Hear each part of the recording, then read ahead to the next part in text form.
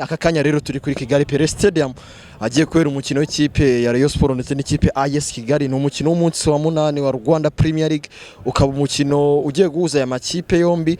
Mu by'ukuri amazi iminsi atari mu bihe byiza. Rayon Sport nkuko mubibona amasura mashya yagarutse mu myitozo ndetse biteguye guza gufasha ikipe kuri uyu munsi ubwo baraza kuba bashakira n'ikipe AS Kigali. Rayon Sport ifite amakuru meza yuko umukeba yaratikiye ku munsi w'ejo anganya na Musanze ubusa ku busa. Kuri uyu munsi rero nkuko mubibona ku mashusho, iyi ni warm up, ni imyitozo cyangwa se no kwishyushya mbere yuko aba basore mu kanya ku isaha y'isa 9 baraza kuba binjira mu kibuga. Aba n'abasore b'ikipe Rayon Sport baraza kwifashisha kuri uyu munsi. Mu bo tubona turabona abasore barimo Habimana Yves, murabona abo batambaye jezi ndetse n'abandi bambaye amashazible. Muramubona uyu ni Habimana Yves ari kumwe na Yusu Dianye umudefenseur wa Rayon Sport, uwo ni Adama Bagayogo ndetse n'abandi basore bagiye batandukanye. Uwo ni Emery Bayisenge ndetse n'abandi basore bagiye batandukanye b'iyi kipe ya Rayon Sport. Rayon Sport iri mu byishimo igiye gukina uyu mukino nyuma yo kugarura abakinnyi bayo bari bamaze iminsi mu mvune. Abo barimo Asmani Ndikumana muri kubona hano ku ruhande arimo akora imyitozo yishyushya, bivuze ngo nawe kuri uyu munsi araza kwifashisha uko byagenda kose. Asmani Ndikumana yavunitse ku mukino ikipe ya Rayon Sport yatsinzwe muri ikipe ya Singida Black Stars. No mukino wabaye mu kwezi kwa 9 ubwo Singida yatsindaga Rayon Sport igitego kimwe ku busa kuri Pele Stadium. Asmani Ndikumana agize ikibazo avunika ukuboko, byabaye ngombwa kaza no kubagwa. Yaramaze igihe kigera ku mezi 2 ari hanze y'ikibuga. Rero muramubona ko ari kwishyushyanya n'abasimbura, bivuze ngo ugiye cyose umutoza ari buze kumwiyambaza uyu musore nawe araza kujya mu kibuga kandi atange umusaruro nkuko umutoza abyifuza. Rayon Sport kandi ku ntebe yayo y'abasimbura ndahabona abandi basore bagiye batandukanye barimo Petit Skol, barimo Prince Musore ndetse n'abandi bagiye batandukanye. Uwo ni Emery Bayisenge wahoze ari kapiteni wa under 17 mu 2011. nawe urabona ko ni umusore umeze neza nyuma y'ibihe bitari byiza yagize byo gutangira isezo ari mu mvune, ukabona ko byabaye nk'ibimusubiza inyuma, ariko ubu ngubu yongeye kumera neza. Ubushize tuza mu myitozo ya Rayon Sport mbere yuko bakina derby, Emery kwivirye hari hahambiriye ubona ko atarakira 100%, ariko ubu yakize kandi ameze neza cyane. Ngira ngo ku mashusho uri kumfasha arabereka uwo nguwo ni Aziz Kuranya Basane. Uyu ni umwe mu basore beza ba Rayon Sport muri uyu mwaka w'imikino. Abibuka mu karere ka Rubavu niho batsindiye match ya Marine, nubwo kuri derby batigeze abasha kugira byinshi afasha Rayon Sport. Ni kimwe nuko n'abandi bakinnyi benshi bayo batari bari mu bihe byiza, ariko nawe arahari kandi ameze neza kuri uyu munsi.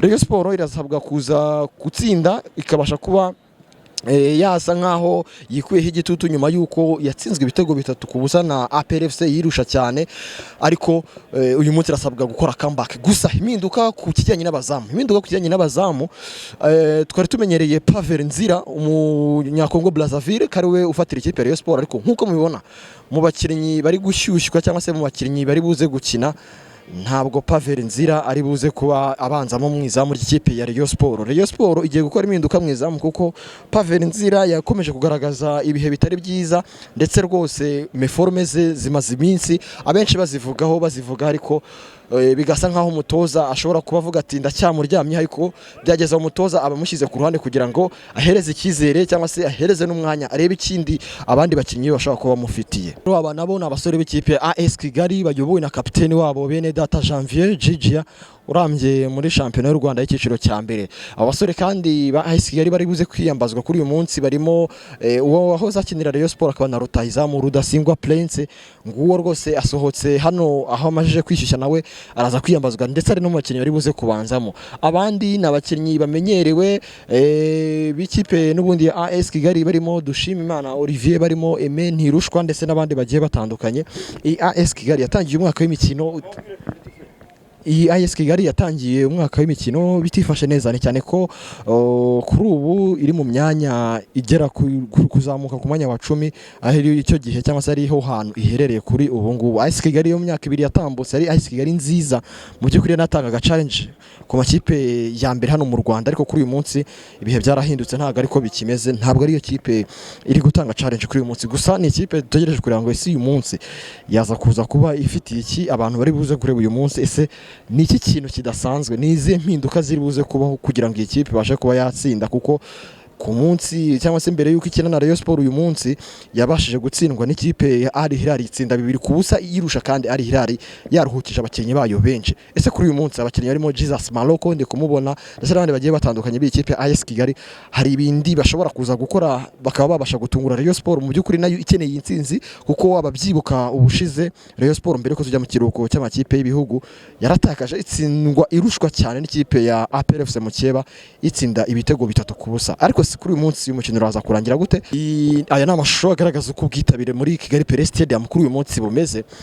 Ni umukino mu by'ukuri utarigeze wamamazwa cyane mu itangazamakuru nk'uko Rayon Sport isanzwe ibikora mu mikino igiye kwakira, ukabona wasiri yahagurutse, ukabona ubuyobozi bwa Rayon Sport bwahagurutse, #hashtag ku mbuga nkoranyambaga mu itangazamakuru byashyushye. Ntabwo ariko kuri uyu mukino byagenze. Rayon Sport ntabwo yigeze wamamaza cyane, byanatumye iyi kipe uyu mukino rwose ubona kutitabiriwe cyane. Ahangaha ni mu myanya isanzwe cyangwa se aho twavuga ngo nk'adatwikiriye ya myanya isanzwe y'amafaranga make yashoboka 3,000.